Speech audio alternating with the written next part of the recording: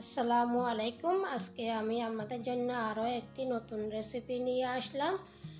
Vinegar বা সিরকা দিয়ে গাজরের আচারের রেসিপি। তো রেসিপিটি ভালো লাগলে লাইক, শেয়ার, সাবস্ক্রাইব করে নেবেন নতুন রেসিপির জন্য। প্রথমে আমি নিয়েছি মিনি গাজর বা বেবি গাজর, ওগুলো নিয়েছি। তো আমি পরিমাণ মতো করে নিব। আপনারা চাইলেও বড় গাজরও নিতে পারবেন। তো গাজরগুলো আমি ধুয়ে টিস্যু দিয়ে বা কাপড় দিয়ে মুছে নিয়েছি পানিগুলো মোছার পরে একটা প্লেটের মধ্যে নিয়েছি। এখন এটার মধ্যে কি দিব আচারের মধ্যে সেটা আপনাদেরকে দেখাচ্ছি। প্রথমে আমি 5-6 কোয়া রসুন নিয়েছি, ওগুলো ধুয়ে ওদের মধ্যে আমি 10-15 মিনিট শুকিয়ে রাখছিলাম। তারপরে বেশি করে কাঁচামরিচ নিয়েছি জাল খাওয়ার জন্য, আর গাজরগুলো নিয়েছি। তো টক জালটা আপনাদের হিসাবে আপনারা একটু দিবেন। তো আমি এক টুকরা লেবু নিয়েছি, লেবুটা একটু টক বেশি সেজন্য কম নিয়েছি। যদি আমার পরে প্রয়োজন হয় আমি চেক করে আবার পরে লেবু বা জাল আবার দিতে পারবো, কোনো সমস্যা নাই। একটা কাঁচের বয়াম নিয়েছি, ওটা আমি গরম পানি দিয়ে ভালোভাবে ধুয়ে মুছে নিয়েছি। তো আপনারা যখন আচার বানাবেন গরম পানি দিয়ে ভালোভাবে জারটা ধুয়ে ফেলবেন, তারপরে নেবেন, তারপরে এভাবে আচারগুলো নেবেন। তো আমি প্রথমে রসুন, কাঁচামরিচ এগুলো দিয়েছি, গাজর দিয়েছি, এক এক করে সবগুলো বয়ামের মধ্যে নিয়ে নিচ্ছি।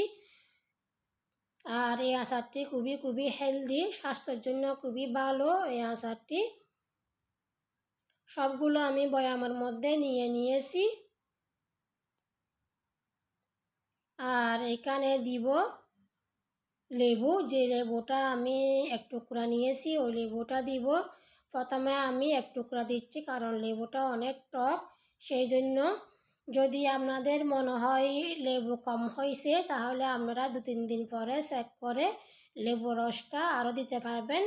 তো আমি প্রথমে এক টুকরা দিচ্ছি, যদি মনে হয় কম হয়েছে তাহলে আমি 2-3 দিন পরে আর একটু দিব, বা জাল কম হয়েছে মনে হয়েছে তাহলে আরও কাঁচামরিচ দিতে পারবো, 2-3 দিন পরে চেক করে দিতে পারবো। আর এখন দিচ্ছি 1 টেবিল চামচ লবণ দিচ্ছি, লবণগুলো স্বাদ অনুযায়ী দিতে হবে।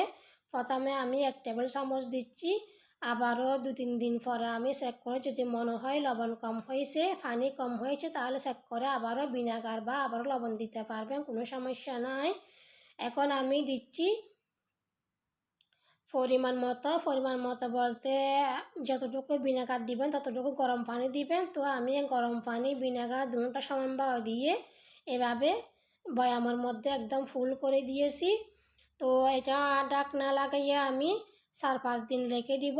এর মাঝখানে আমি ঢাকনা খুলে খুলে 2-3 বার যে গ্যাস জমছে ওই গ্যাসগুলো বের হওয়ার জন্য 10-15 মিনিট রেখে দিব। তারপর আবার এভাবে রেখে দিব। 7 দিন পরে আপনারা খেতে পারবেন। ভালো লাগলে আপনারা অবশ্যই ট্রাই করবেন।